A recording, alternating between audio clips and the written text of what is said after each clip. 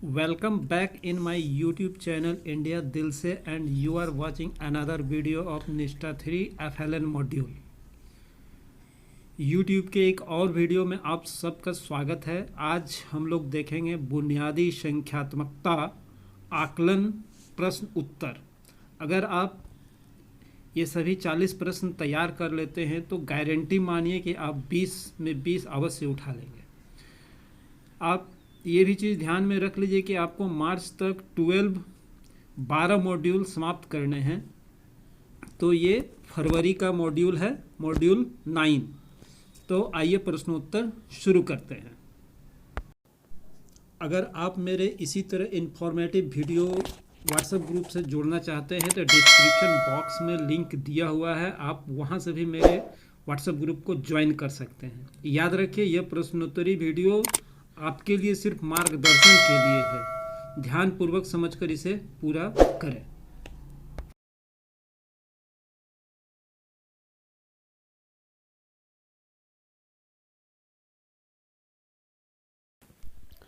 प्रारंभिक अवस्था में गणित सीखने के दौरान एक बच्चे से यह अपेक्षा नहीं की जाती है कि correct answer is option number 4, गणितीय तकनीकों के लिए आवश्यक परंपराओं को जानें। अगला प्रश्न लेते हैं। हमारे सामने अगला प्रश्न है, निम्नलिखित में से कौन संख्या की समझ विकसित करने के लिए एक महत्वपूर्ण कौशल नहीं है। इसका करेक्ट आंसर है ऑप्शन नंबर 1, संख्या नामों को बोलना। अगला प्रश्न लेते हैं। हमारे सामने अगला प्रश्न है, निम्नलिखित में से कौन गणित अधिगम के आकलन का आयाम नहीं है। Correct answer is option number 4, परिक्रियात्मक ज्ञान। अगला प्रश्न लेते हैं। अगला प्रश्न हमारे सामने है, निम्नलिखित में से कौन सा आकलन का उपयुक्त तरीका नहीं है। यहाँ पर जो है correct answer is option number 3, याद रखने पर आधारित एक परीक्षा। अगला प्रश्न लेते हैं। अगला प्रश्न, निम्नलिखित में से कौन सा पूर्व संख्या कौशल नहीं है। Correct answer is option number 1, अंक जानना। अगला प्रश्न लेते हैं।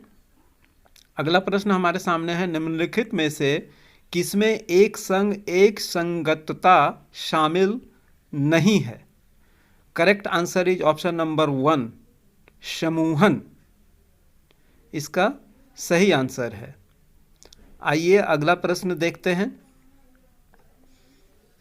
अगला प्रश्न है, वह प्रक्रिया जिसके द्वारा व्यक्तियों के बीच गणितीय प्रतीकों, संकेतों, आरेखों, आलेखों के माध्यम से सूचनाओं का आदान प्रदान किया जाता है, डैश के रूप में जाना जाता है।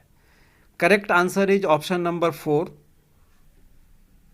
गणितीय संचार इसका सही जवाब है।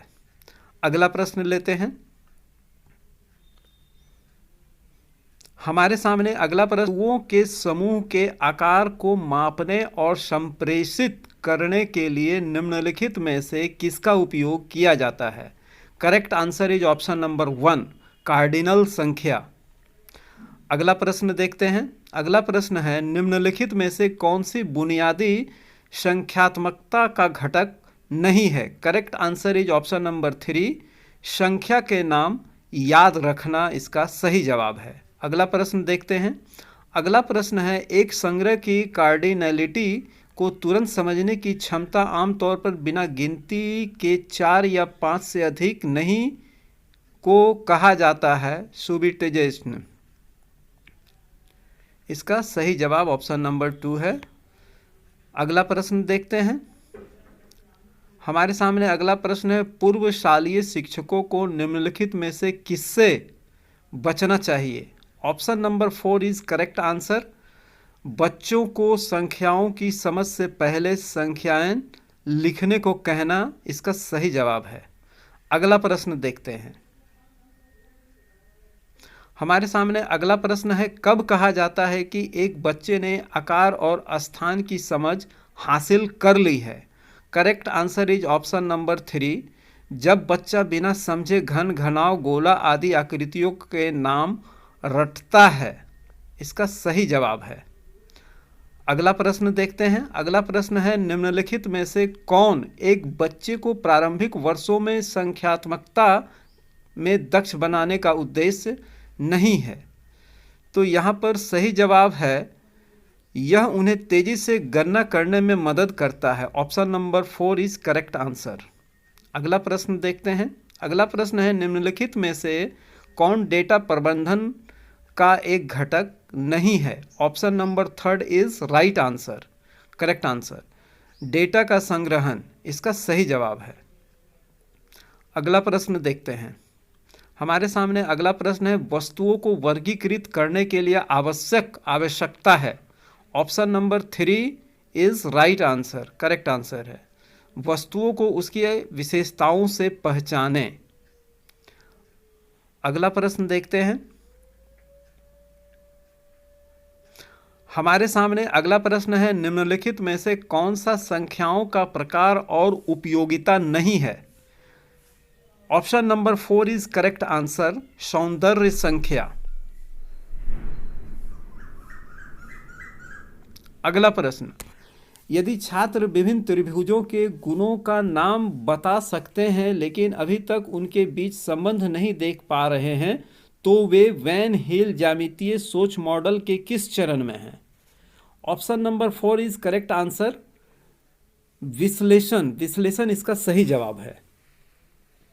अगला प्रश्न देखते हैं।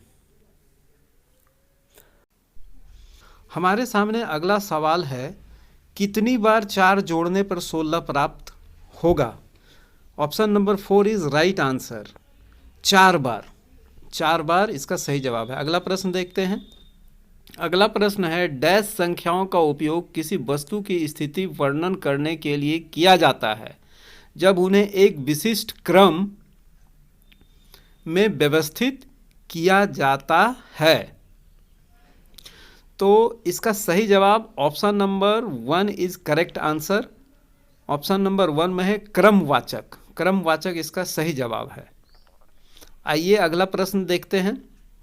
अगला प्रश्न है, संख्याओं को सीखने से पहले एक बच्चे को वस्तुओं को क्रमबद्ध करने में सक्षम होना चाहिए, क्योंकि क्रम, option number 2 is right answer, संख्याओं को क्रम में रखने या क्रम में रखने से संबंधित इसका सही जवाब है। आइए अगला प्रश्न देखते हैं। अगला प्रश्न है, निम्नलिखित में से किसमें दिए गए नियम के अनुसार वस्तुओं के संग्रह का क्रम शामिल नहीं है? तो ऑप्शन नंबर 2 इसका सही जवाब है, वर्गीकरण इसका सबसे सटीक जवाब है। अगला प्रश्न देखते हैं। हमारे सामने अगला प्रश्न है, निम्नलिखित में से कौन सा गुणन सीखने का सबसे महत्वपूर्ण पहलू है? Option number 1 is correct answer, गुणन को कितनी बार जोड़ने के रूप में समझना। अगला प्रश्न देखते हैं। आइए अगला प्रश्न लेते हैं। हमारे सामने अगला प्रश्न है, वैन हिल के ज्यामितीय विचारों के स्तर के अनुसार दूसरा स्तर डैश है? करेक्ट आंसर, अमूर्तीकरण। अगला प्रश्न लेते हैं। अगला प्रश्न है, मापन शिक्षण के लिए निम्नलिखित में से कौन सा उपागम सही, कौन सा उपागम नहीं होना चाहिए? इसका सही जवाब ऑप्शन नंबर 2 है, शिक्षक द्वारा माप की मानक इकाइयों और उनके रूपांतरणों को सीधे पेश करना इसका सही जवाब है। अगला प्रश्न लेते हैं। हमारे सामने अगला प्रश्न है, निम्नलिखित में से कौन एक गणितीय प्रक्रिया नहीं है? Option number 2 is right answer, रटकर याद करना इसका सही जवाब है। अगला प्रश्न, संख्याओं को पढ़ाने का सही क्रम क्या है? पहला, गणना के अवसर, दूसरा, अंक लिखना, तीसरा, अंक पढ़ना, चौथा, संख्या बोध विकसित करना। इसका सही जवाब है ऑप्शन नंबर 2, 1 4 3 2 इसका सबसे सटीक जवाब है। अगला प्रश्न देखते हैं। हमारे सामने अगला प्रश्न है, निम्नलिखित में से कौन सी मूलभूत संख्यात्मक कौशल को बढ़ाने के लिए उपयुक्त शैक्षणिक प्रक्रिया नहीं है? ऑप्शन नंबर 4 इसका सबसे सटीक जवाब है, बहुत सारे अभ्यास प्रश्न हल करवाना। इसका सबसे सटीक जवाब है। अगला प्रश्न लेते हैं। अगला प्रश्न है, अंक क्या होते हैं? Option number 3 is right answer. संख्याओं के लिए प्रतीक इसका सबसे सटीक जवाब है। आइए अगला प्रश्न देखते हैं। हमारे सामने अगला प्रश्न है, निम्नलिखित में से कौन डेटा प्रबंधन का एक घटक नहीं है? ऑप्शन नंबर 4 इसका सबसे सही जवाब है, डेटा का निर्माण। डेटा का निर्माण इसका सबसे सही जवाब है। अगला प्रश्न लेते हैं। हमारे सामने अगला प्रश्न है, निम्नलिखित में से कौन सा सत्य नहीं है? निम्नलिखित में से कौन सा सत्य नहीं है? तो इसका सबसे सटीक जवाब हमारे सामने है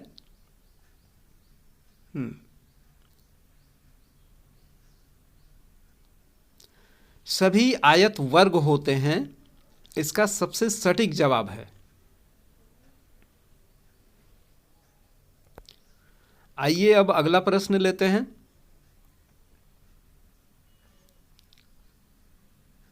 हमारे सामने अगला प्रश्न है, एक संग एक संगतता की समझ के निर्माण के लिए बच्चों को डैश का अर्थ समझने की आवश्यकता नहीं है।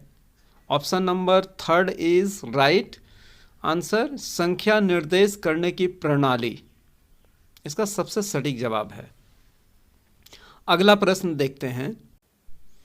हमारे सामने अगला प्रश्न है, संख्यात्मकता की मजबूत बुनियाद सुनिश्चित करने के लिए बच्चों का मूल्यांकन किया जाना चाहिए। ऑप्शन नंबर 3 सबसे सही जवाब है, सतत रचनात्मक अनुकूली विधियों के माध्यम से। अगला प्रश्न लेते हैं। हमारे सामने अगला प्रश्न है, संख्याओं को सीखने से पहले एक बच्चे को वस्तुओं को क्रमबद्ध करने में सक्षम होना चाहिए, क्योंकि हम ऑप्शन नंबर 4 इसका सही जवाब है, संख्याओं को क्रम में रखने या क्रम में रखने से संबंधित इसका सही जवाब है। अगला प्रश्न देखते हैं, वस्तुओं के मिलान या जोड़ी बनाने की गतिविधियां किस पूर्व संख्या कौशल के विकास में मदद करती है? तो इसका सबसे सही जवाब है